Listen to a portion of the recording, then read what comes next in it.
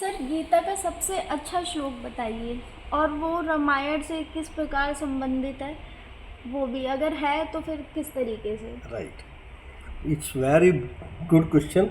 और इसमें दोनों हमारे ग्रंथों का समावेश हो जाएगा। ये बहुत ही एकदम उम्दा क्वेश्चन है, उम्दा प्रश्न है। क्या है कि गीता का सबसे ज़्यादा अच्छा श्लोक जो माना जाता है वो माना जाता है कर्मण्येवाधिकारस्ते माँ फलेषु कदाचन, है यानी कर्म किए जा, फल की इच्छा ना कर। तो ये भगवान कृष्ण ने बार बार ये बोला है गीता में। अब ये भगवान कृष्ण ने जिस बात को बोला है, रामायण में भगवान राम ने और बाकी के सारे भी पात्रों ने उसे जिया है, यानी कि नर से नारायण बन करके दिखाया है।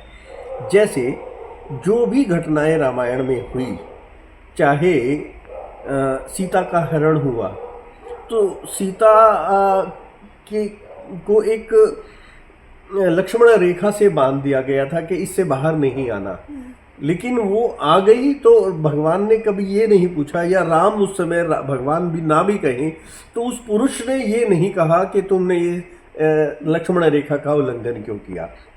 एक दूसरे पर गलतियां ना निकालना, ना ही लक्ष्मण को दोषी ठहराया, ना ही किसी केकई को दोषी ठहराया, यानी जो हो गया उसे एक्सेप्ट किया और उसके विषय में ये सोचा कि अब मुझे क्या करना है। तो वही कि फल की चिंता नहीं, ना ही उस कारण पे जाना कि तूने ऐसा कर दिया। तो वही है पुरुष से पुरुषोत्तम होने की कला, यानी नर से नारायण होने की कला।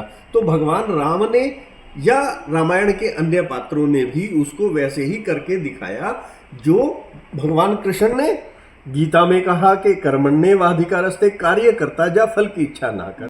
तब तो जब हम अपने जीवन के अंदर जब ऐसा विचार कर लें और ऐसी चीज़ों को अपना लें कि भाई जो काम जो हो गया उसको हम एक्सेप्ट कर लें, कि जो भी परिस्थिति में आज हम खड़े हैं तो वो क्यों हो गए, बल्कि दोषारोपण ना करें और उसकी बजाय ये कि अब क्या, what next, what to do in this situation. तो जब हम उस कार्य के लिए, उस स्थिति के लिए एक्सेप्ट करके ये तैयार हो जाते हैं कि भाई अब मुझे इसको, इस स्थिति से बाहर कैसे निकलना है या इस समस्या का समाधान कैसे करना है, तो निश्चित निश्चित निश्चित रूप से हम समाधान की ओर बढ़ जाते हैं और हम उस चक्रव्यूह में फंसे हुए नहीं रहते जिसके कारण से हमें रिजल्ट ओरिएंटेड चीज़ें नहीं प्राप्त होती।